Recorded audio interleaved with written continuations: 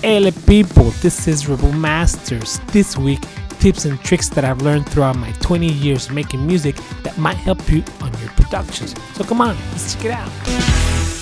So people, tip number 1, remember to do a rough mix of only volumes and pannings before you even start using any equalizers. This will help you understand where your song stands in the beginning and what you have to do to take it to the level of professional sounding. Tip number 2, if you have to choose between reducing or boosting a frequency, my recommendation is to reduce frequencies. This will help pop up any other frequencies that might enhance the sound that you want, or that might show you any error or frequency that might be disturbing on the mix. So it will help you make a clear decision to enhance the sound that you're looking for. If you want to boost or enhance any frequency in particular, my recommendation is that you go around it. Use some frequency from below it and above it, reduce them, and that will help pop up the frequency that you're actually looking for. Tip number 3, remember you can use different types of equalizers within the same track for different tasks. Usually I use a parametric EQ to clean frequencies, and also I use like a brand equalizer like the Pultec to take certain frequencies or specific frequencies and boost those for the sound that I'm looking for. Tip number 4, don't be afraid of your equalizer. If you want to crank up those knobs, go ahead. For example, in sub kicks, I use a high pass filter up to 100, cutting up the frequencies that are above that because I don't need them.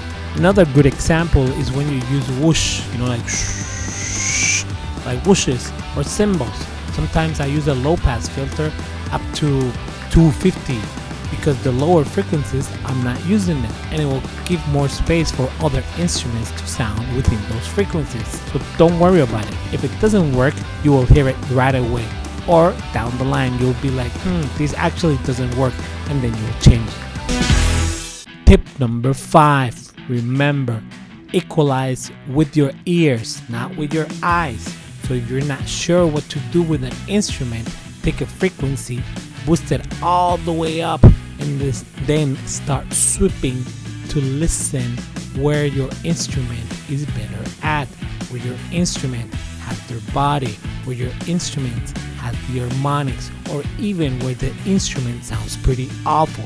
If you find a frequency that doesn't sound good, then reduce that frequency below -2 or -3 dB.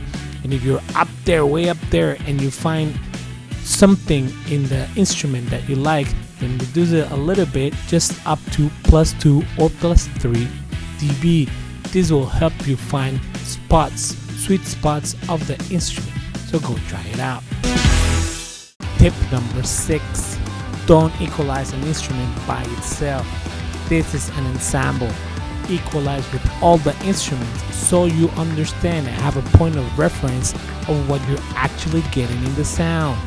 So do not equalize by itself, equalize with the rest of the instruments. Tip number 7, if you're working with an instrument you've never worked before and you don't know what to do with it, go into the internet, research what's the frequency range of this instrument, where is it strong, where is it muddy, where is it useless, and then you'll have a clear idea what to do with it and within the song. Once you have done the research, then try it out. Boost those frequencies, reduce those frequencies, and see how it fits within the song. People, tip number 8, remember you can use equalizers in parallel effects.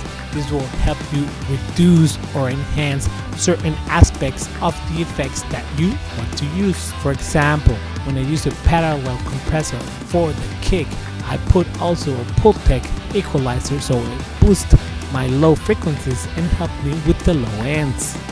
Another example is that you can use an equalizer for your parallel reverbs. Sometimes I use it to clean some low frequencies from the reverb, and it will give me also a little bit of air in that same reverb. Another example to use an equalizer on a parallel effect is when you use a parallel delay. This will help you bring the presence up front, bring those delays up front instead of keeping them in the back. Okay people, tip number 9.